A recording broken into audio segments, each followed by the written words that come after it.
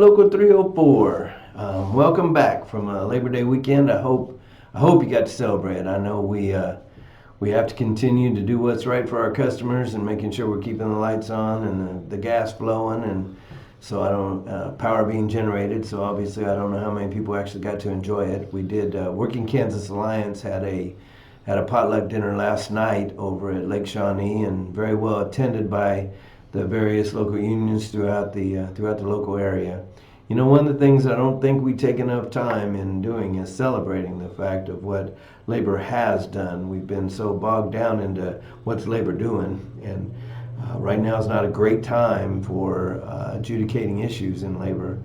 So taking the time to celebrate and know that thanks to us, we've been able to raise the middle class and obviously give us a career that you're not having college debt whenever you start your career. So along that same line, Local 304 is participating in a job fair on September the 17th in Topeka, Kansas at the Capitol Plaza Hotel downtown on Topeka Boulevard. So if you spread the word for anybody that's looking for career opportunities, it sounds like it'll be a fun-filled day with lots of folks on site to give information about career opportunities, and Local 304 will be part of that.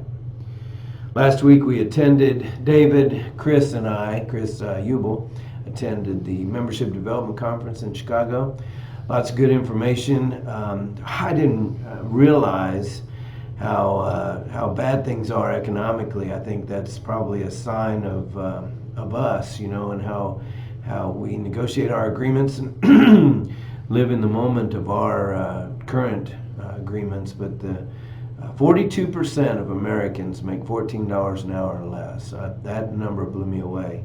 I also know that only 10.5% of the entire United States is union membership, and that includes both public and private. So numbers are way down. They've been declining since the 80s, and so obviously the message coming out of membership development is that we want to organize the unorganized, and so that's something that we need to be crowing about, how good we are as labor and what our benefits look like, and our wages and safety. And so all those things we need to be sharing with our neighbors and in our get-togethers, and making sure that people know the value of that, and contact the office for any group that wants to look at the opportunity to organize. We do have currently about 60% of the market share in Kansas, and that's like ranked second in the 7th district for the market share. So we're doing a good job with that, but obviously that means 40% is being done non-union, so definitely have some work to do there. So talking about organizing, we have some internal targets that we're still working, and also have several external targets. So if you're interested in helping with any of that, please contact David Galvin here at the Hall.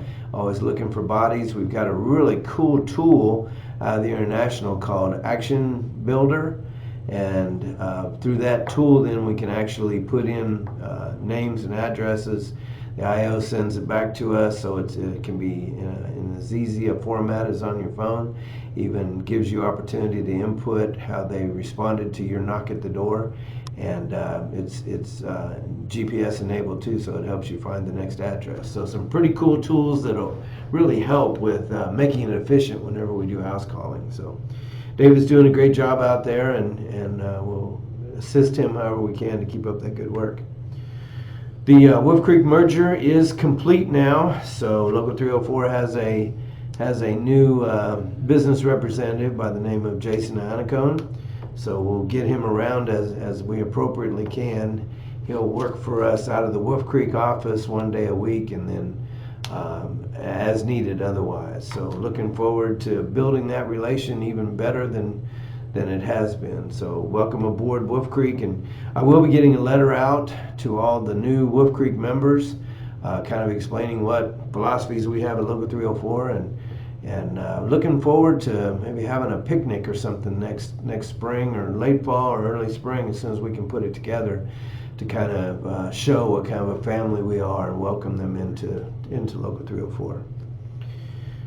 AFL-CIO is having a golf tournament on Saturday, September the 14th, and the reason I put that out to you in this YouTube video is because through that, the donations, while part of it goes to the Kansas Boys and Girls Club, it also will kick back part to all the different central labor councils, the three central labor councils we have in Topeka, Kansas City, and Wichita, and then those organizations can support United Way with that. So it's a real good opportunity to have labor support United Way. You know, it's pretty disappointing how corporations have moved away from that partnership with United Way. It's a 75-year labor partnership with United Way, and it's very, very important that we support them however we can. The organizations that get their support from United Way are a lot of the organizations that actually help union members, both in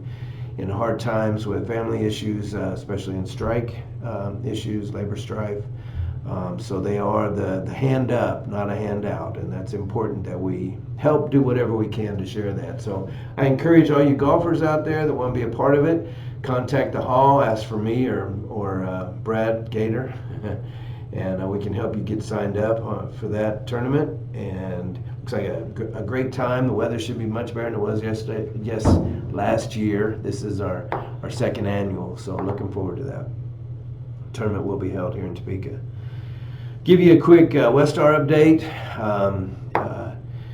We got some bad news the other day, got handed, and I'm sure a lot of you have heard this in the workplace, we got handed a document on this safety impact bargaining. The company has implemented several of the new safety programs, including the minimum two-man hot crew. And that's going to be very, very important that we as union members realize it says minimum.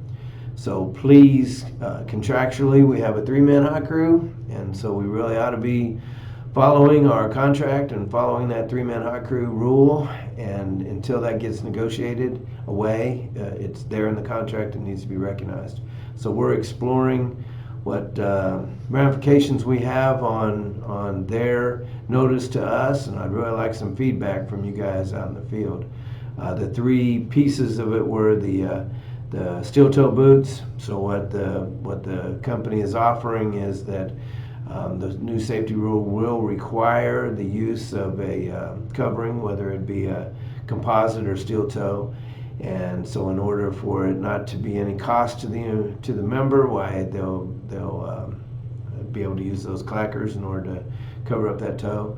Or if you voluntarily choose to be part of their boot allowance that is currently offered into the KCPL locals, why that's $170 you can get for that. Prescription eyewear goes to one pair a year, where we were getting one pair every 2 years, and so that's something else being implemented. As I've told you in every one of these videos, I have not been in favor of doing any negotiations until we can justify that we are, in fact, one company that does have some wage deltas and the ability to bid across and the benefits that the company is receiving on having a one corporation for all of their savings. We should see that same thing as members. And then the last thing was the FR clothing, that the company is going to go to similar to what you have today, where you can pick from a catalog and what you want, but they'll have a dollar limit on that, and with the reassurance that if you were to need a replacement during the year and you're out of your money on the catalog, then they will replace it for you. So again, strongly recommend that I get some feedback on that, because we are reviewing what possibilities we have for that. This week is our medical committee meets on Thursday afternoon. So I'll have a report for you next week on how our numbers are looking. I still have some open discussion with benefits about the denied claims, and so we're looking.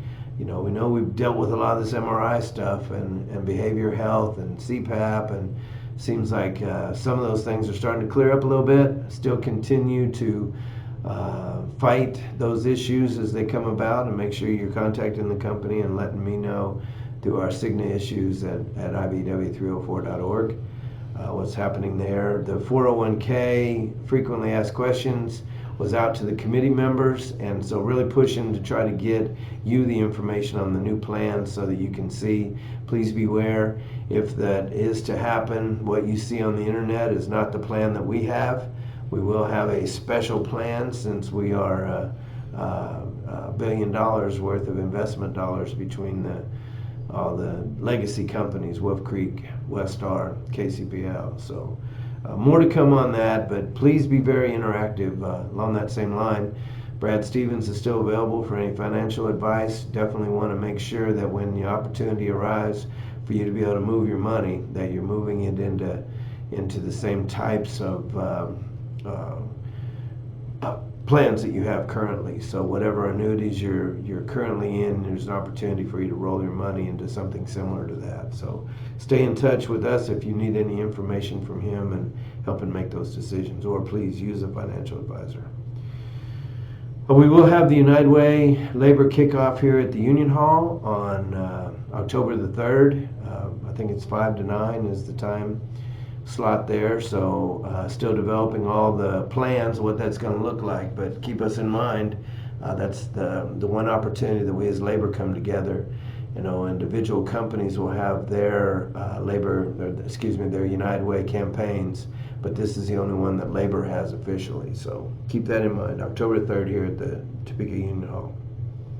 Got several conferences upcoming. One of the things the reason why I want to bring it up to you is one of the things that we strive to do is to make sure that we've got diversity of folks attending those conferences. So I'd like to move that around. There's great education that comes out of those conferences, and two-way communication, right? The communication into the conference and then the communication out of the conference. So one of the things the executive board looks at every one of these conferences is that we get a report back from those that attend.